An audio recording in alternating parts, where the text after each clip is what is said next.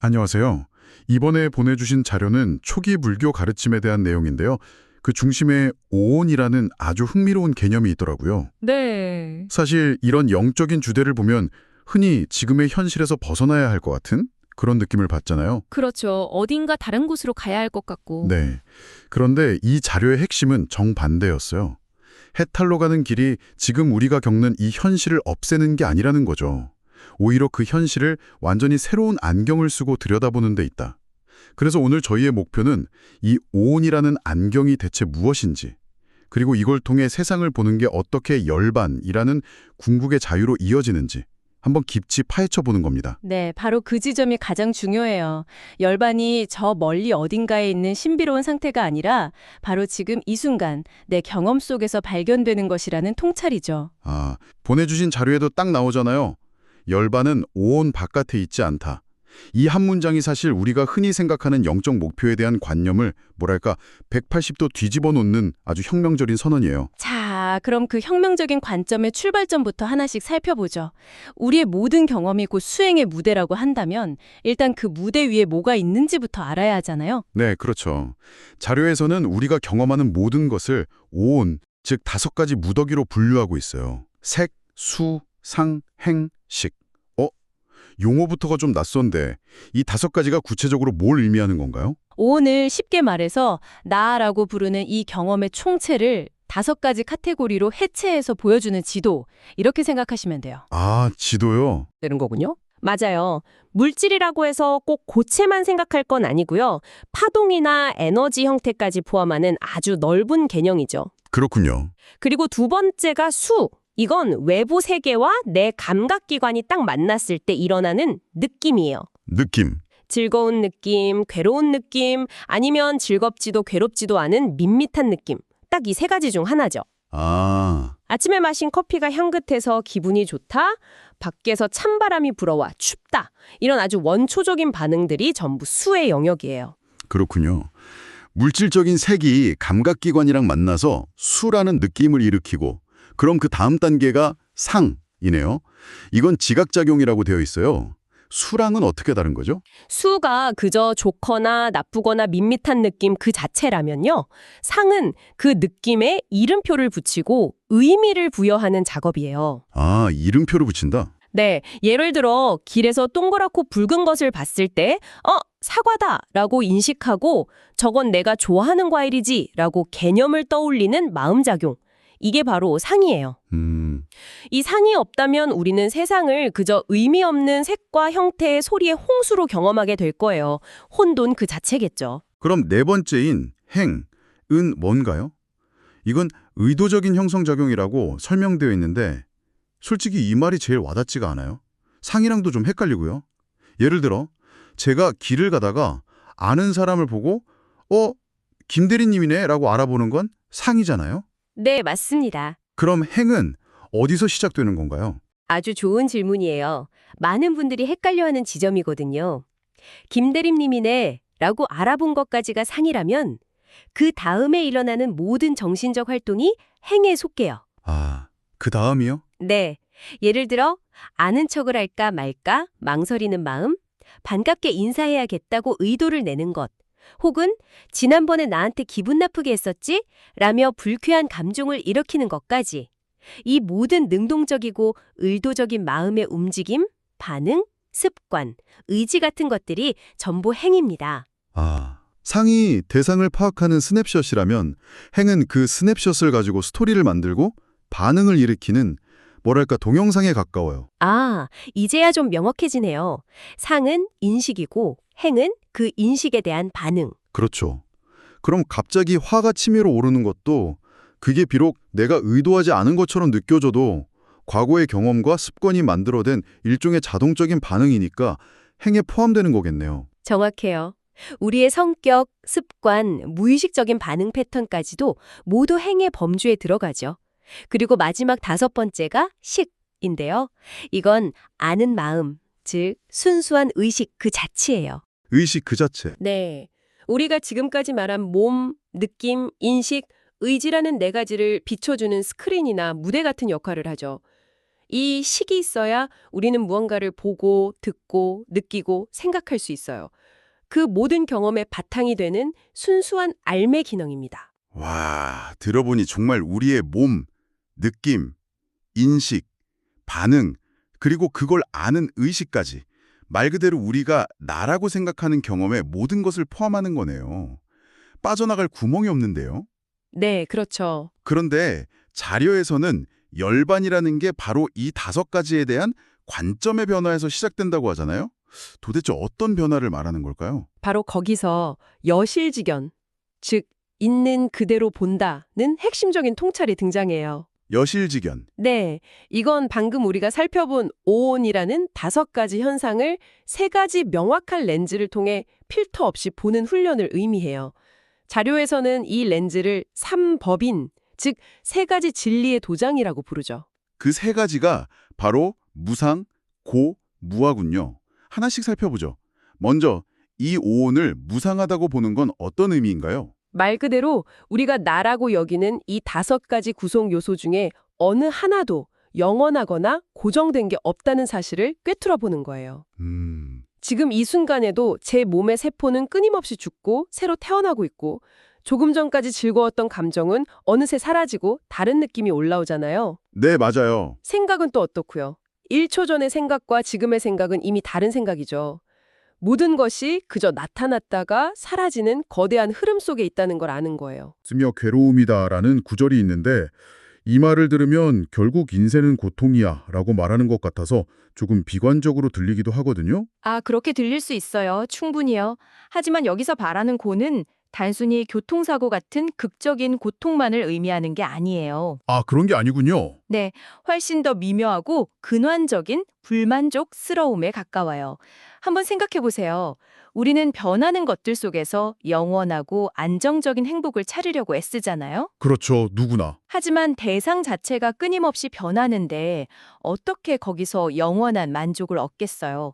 마치 흐르는 강물 위에 튼튼한 집을 지으려는 것과 같아요. 아, 필연적으로 불안정하고 늘 뭔가 부족하고 만족스럽지 못한 상태일 수밖에 없는 거죠. 영원한 만족을 기대하는 마음과 모든 것이 변한다는 현실 사이의 근본적인 불일치, 그게 바로 고의 본질이에요.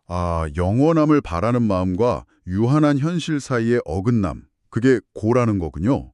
와, 훨씬 설득력 있네요. 자, 그런데 여기서 정말 흥미로우면서도 가장 이해하기 어려운 지점이 나오는 것 같아요. 네. 마지막 렌즈인 무아, 즉 나가 없다는 개념인데요. 자료에서는 변하고 괴로운 것은 나의 소유가 아니며 나라고 할 만한 실체가 없다고 설명해요. 아니, 지금 이렇게 말하고 생각하는 나가 있는데 나가 없다니 이건 대체 무슨 뜻인가요? 저도 처음 이 개념을 접했을 때 정말 혼란스러웠어요. 내 생각이 내 것이 아니라니? 그럼 도대체 나는 누구지? 하는 실존적인 질문에 부딪혔죠. 네네. 무아라는 통찰은 우리가 방금 살펴본 오온이라는 5가지 부품을 아무리 샅샅이 분해하고 들여다봐도 그 어디에도 영원 불변하는 고정된 실체로서의 나라고 부를 만한 컨트롤 타워나 주인이 없다는 걸 발견하는 거예요. 컨트롤 타워가 없다. 네.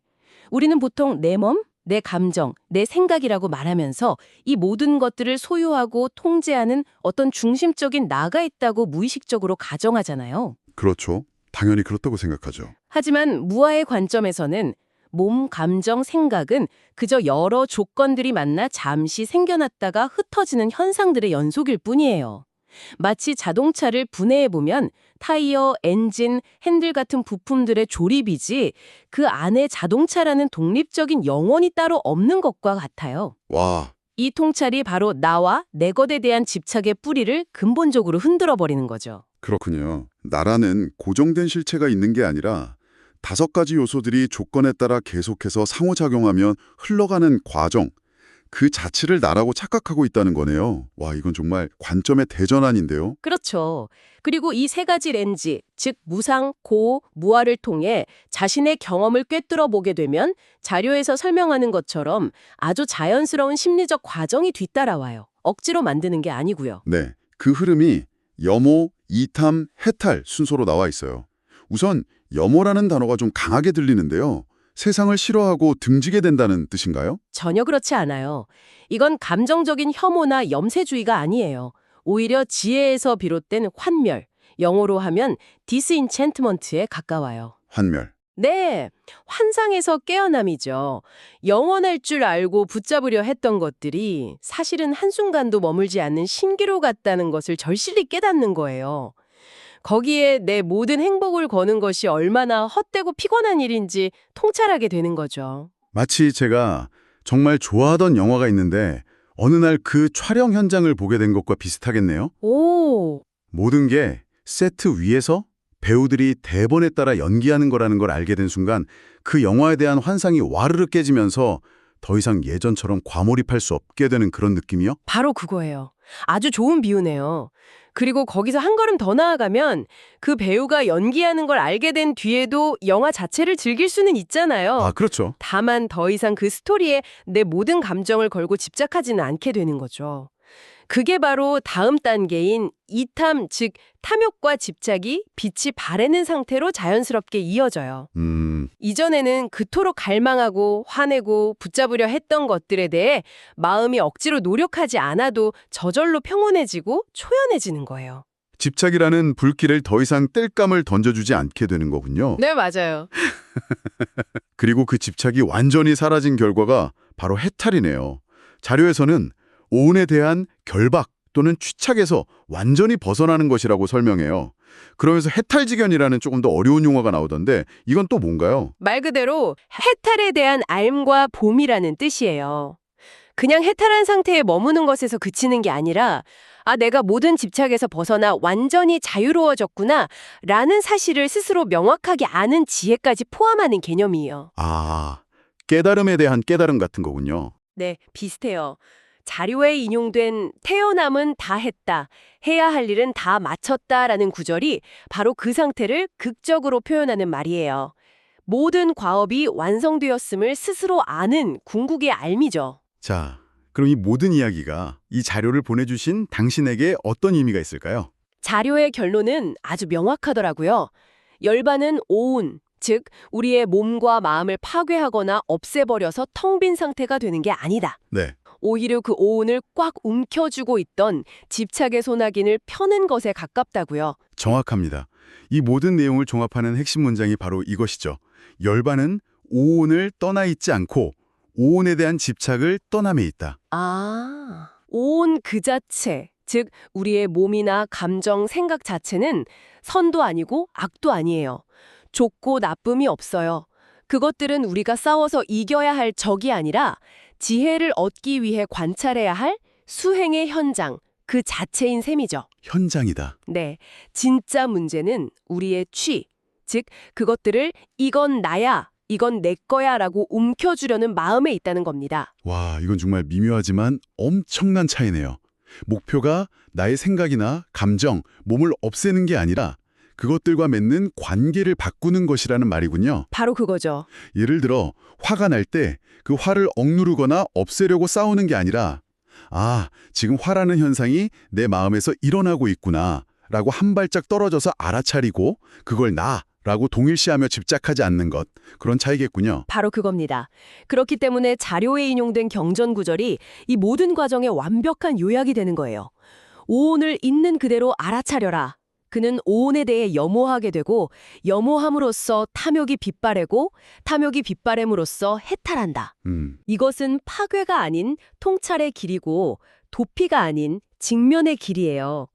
지금 여기서 펼쳐지는 내 경험을 피하지 않고 정면으로 마주하는 것에서 시작되는 거죠. 오늘 보내주신 자료를 깊이 들여다보면서 얻는 가장 큰 깨달음은 결국 해탈이나 자유라는 게 지금 여기에 이 복잡하고 성가신 현실에서 탈출하기 위한 비상구를 찾는 게 아니라는 점 같아요. 그렇죠. 오히려 지금 바로 여기에 있는 것, 즉 우리 자신의 몸과 마음에서 매 순간 흘러가는 이 경험의 파도를 더 깊고 더 명확하게 그리고 더 지혜롭게 들여다보는 것에서 발견된다는 사실이네요. 맞아요. 모든 길이, 모든 답이 결국 매 순간의 현실 안에 이미 다 담겨 있는 셈이죠. 이 모든 이야기는 우리에게 스스로 던져볼 만한 아주 실용적인 질문 하나를 남기는 것 같아요. 만약 내 모든 괴로움이 이 변화무쌍한 경험의 조각들, 즉, 나의 생각, 감정, 느낌들을 이게 바로 나야 혹은 이건 내 거야 라고 꽉 움켜쥐는 집착에서 생긴다면 바로 오늘 일상 속에서 누군가와 불편한 대화를 하거나 스트레스를 받는 그 순간에 잠깐 멈춰보는 건 어떨까요? 그리고 그 불편한 감정과 생각들이 내게 일어나는 끔찍한 일이 아니라 그저 내 마음이라는 무대 위에서 잠시 나타났다가 사라지는 하나의 현상이라고 바라보는 연습을 해본다면 과연 무엇이 달라질까요?